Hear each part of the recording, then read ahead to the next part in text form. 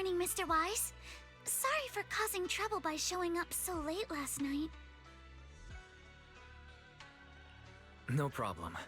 You came to us for help, and really, no need to be so formal. Just call me Wise.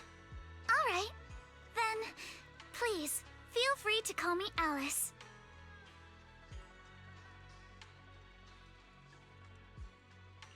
How did you sleep last night? Feeling rested? Oh, I'm alright. Thanks for your concern. It's just, the scrolls hanging in the room were all tilted by 2 to 10 degrees, and when I was about to sleep after fixing them, I noticed that the 2 vases by the bed didn't match. Sorry, you have to see this side of me. This nitpicky habit of mine is a disgrace to my family's name.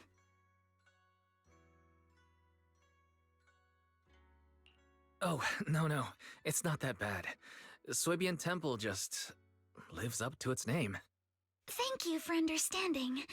By the way, about that thing I saw outside my window last night, if you don't mind, I'd like to hear your thoughts. How about we take a look around the lower floor of your building first? Since it appeared outside your window, there might be leads outside. Okay, sure. Good thing you suggested starting outside. Honestly, I'm a bit ashamed to admit it, but I don't dare step back into that room until we know exactly what I saw.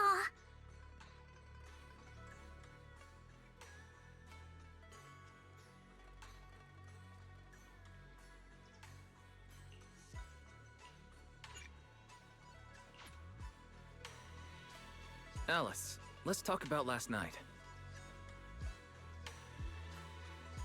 You said you heard a soft thump followed by a loud bang.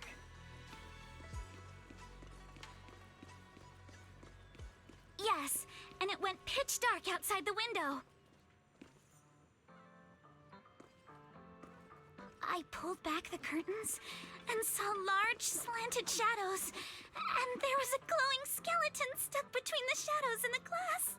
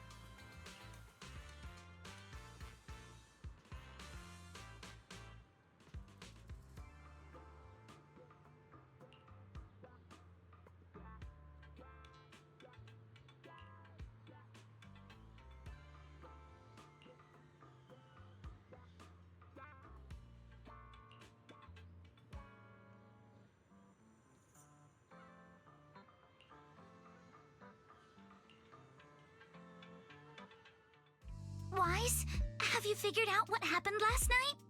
I have some theories after seeing the footprints, but I want to hear your thoughts first.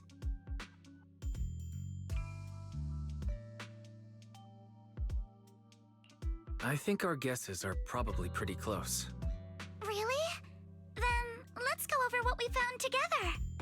First, about that huge shadow. What do you think it was? And how did it end up outside my window?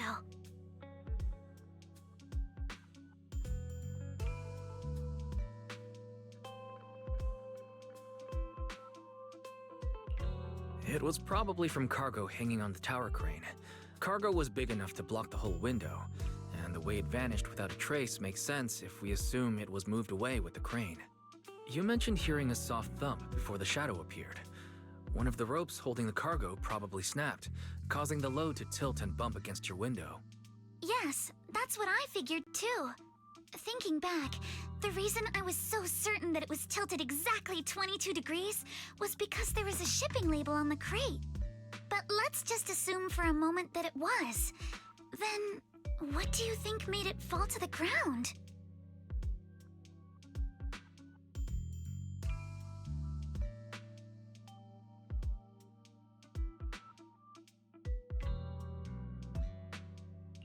It was probably knocked over by that skeleton that startled you.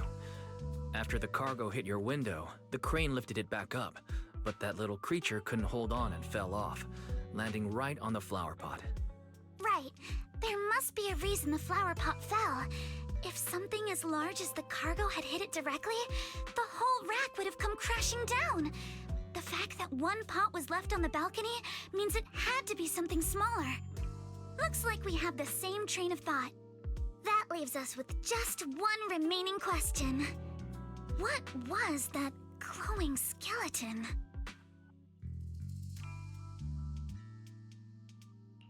It's pretty clear.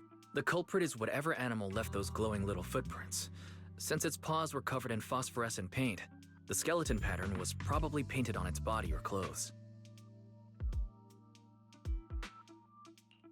There's no phosphorescent paint on the drain pipe, so it's likely the little creature hitched a ride on the cargo and was caught in the crane malfunction, which then caused it to slam into the window.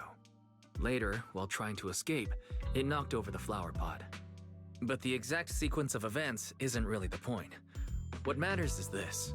No matter how clever an animal is, it couldn't have dressed itself up like that. Which means someone deliberately used it to pull a prank on me. That's going too far. Wise, since it left footprints while fleeing, there must be more tracks nearby. If we follow them, we might be able to find whoever or whatever's behind this. Look over here.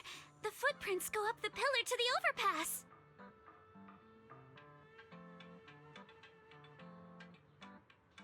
Let's follow them and check it out.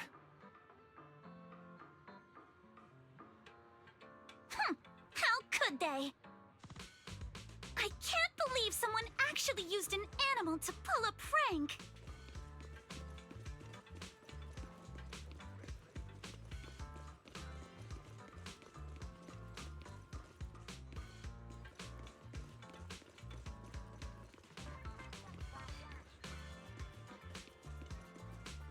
The footprints stop here. Did it jump off? Let's go down and take a look. Heart rate of the client increased to 120 BPM. Here is a proverb. A cornered rabbit will bite. Fairy, you're not helping.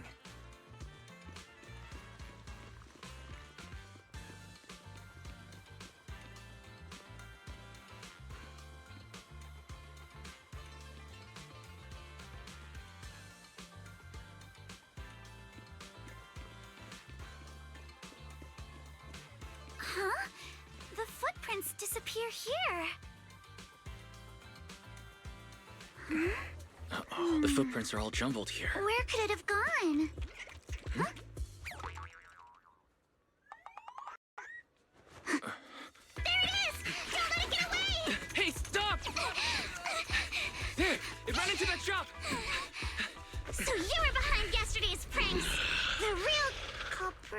Minato? What? Yuzuha, visitors. Coming!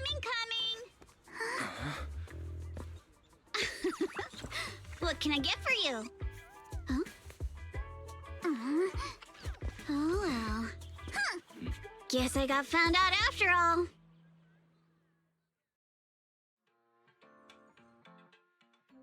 Miss, based on what you just said, may I assume that you are the owner of this tanuki? His full name is Kamanosuke, but we call him Kama. Uh-huh? What I mean is, he's not just this tanuki. He has a name. And I'm not Kama's owner. We're just partners. Kama is free to do as he pleases. Excuse me for being presumptuous.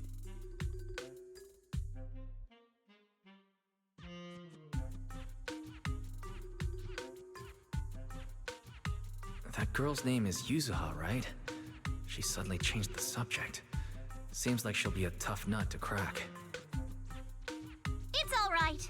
Kama just said he doesn't mind. So, honored guests, what brings you to Mystic Wares? Looking for anything in particular?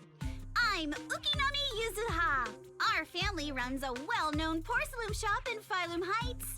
We carry all kinds of goods, and any purchase of a second item comes with a 1% discount.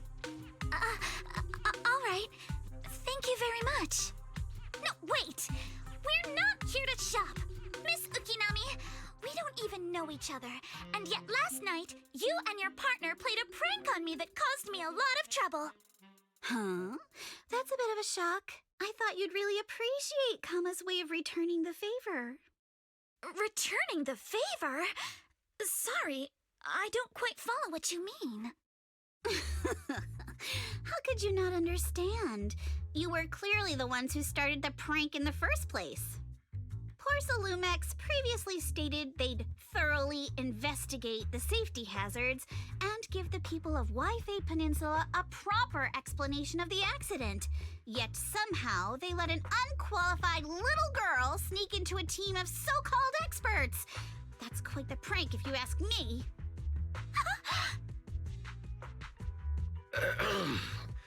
Yuzuha, saying something like that in front of others might be a bit...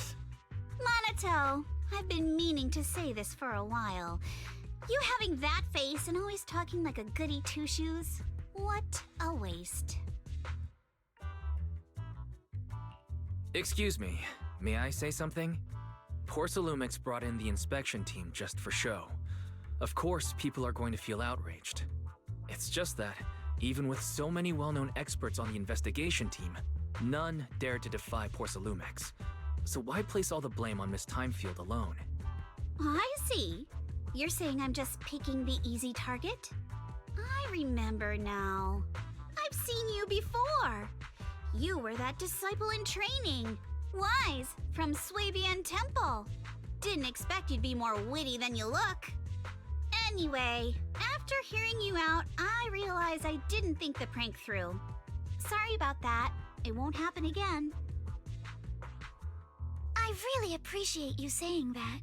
But you don't look so thankful. Are you still so concerned about what happened last night? No, you've misunderstood. I indeed joined the supervisory investigation team. And though there are reasons I can't fully explain, as a descendant of the Timefield family, I won't forgive myself for my mistakes just because you apologized. I only hope you'll take back what you said about me being unqualified. The Timefield family has always upheld strict discipline. Both my grandfather and father were scholars in the ether industry, and I've received a systematic education in hollow and ether studies from an early age under their guidance. Minato, what's with this person? She seems just as weird as you. How would I know? And for the record, I'm not weird at all. So from the sound of it, you're pretty confident in your knowledge. Then do you know what this strange piece of porcelain is?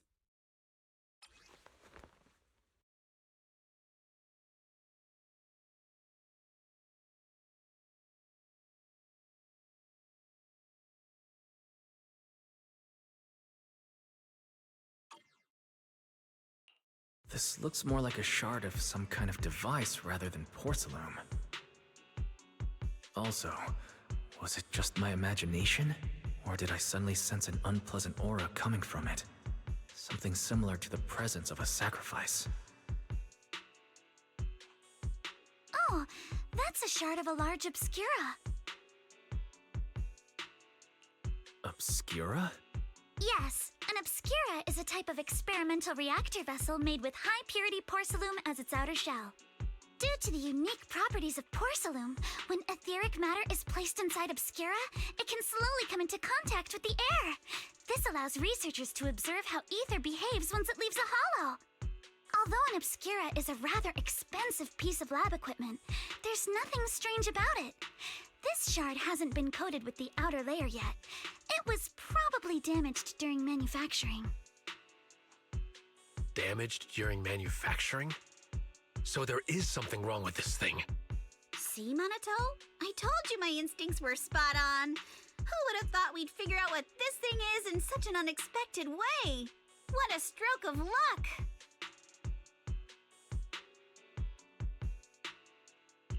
Could someone explain what just happened? We suspect that someone at Porcelumex has been illegally producing high-value porcelain items inside the hollow, items not listed in the official registry. Simply put, they publicly claim to be producing low-value products. Workers' wages and even the reported profits are all calculated based on that. But in reality, someone's pocketing the difference for themselves. Exactly. The Obscura isn't a regular product of the Waifei Peninsula factory, so its appearance here clearly points to shady dealings going on inside the hollow. Where did you find the shard? We found it in a batch of materials delivered to our shop from Siloon Bay. The residents there collect discarded porcelain from the hollow, and my father uses the scraps to make handicrafts. Let's go, Minato! We're heading to Siloon Bay! If we can trace this shard back to its source, we'll have enough evidence to expose the corruption inside Porcelumex and give them a real scandal to deal with. Wait a moment. Are you sure it's okay to just say your whole plan out loud like that? It's fine. You're a scaredy cat. No way you'd snitch to Porcelumex. Wait, you wouldn't, right? Of course not! But not because I'm afraid. As a descendant of the Timefield family, I would never stoop to something so dishonorable. Wise, it seems you still have some questions for Miss Ukinami regarding the Obscura. Apologies, but given my current position, I'm afraid it wouldn't be appropriate for me to hear any further details.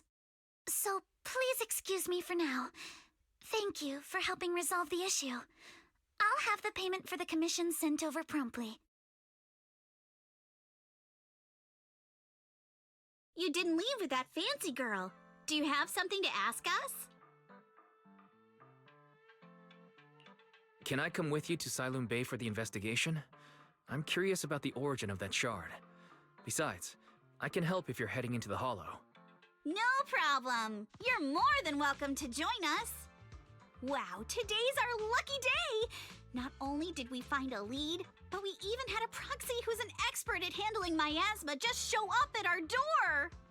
Don't lay it on too thick, Yuzuha. You don't want to scare Wise away. Still, we have no reason to turn down the proxy's help. So, we'll be counting on you from now on. Minato, if your tail wasn't wagging like an electric fan right now, I'd give you a perfect score for how mature you acted.